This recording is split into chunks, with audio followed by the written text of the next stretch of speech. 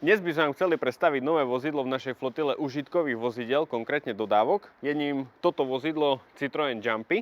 V ponuke naše prvé vozidlo z kategórie tých menších dodávok, ktoré od nás naši zákazníci veľmi intenzívne dopytovali. Čiže je to vlastne trojmiestna dodávka, akurát v menších rozmeroch. Toto vozidlo sme sa rozhodli zaradiť do ponuky užitkových vozidel pretože ste od nás veľmi často pýtali niečo menšie ako je dodávka, ale niečo väčšie ako je osobné auto. Toto vozidlo sa bez problémov vojde do podzemných priestorov, do garáží.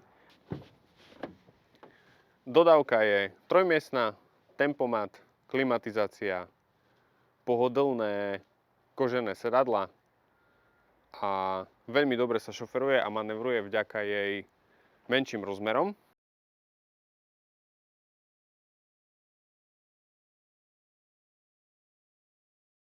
Napriek tomu, že je táto dodávka menších rozmerov, kompaktnejších, stále si myslím, že poskytuje veľmi solidný nakladací priestor, ktorý má dĺžku až 2,5 metra.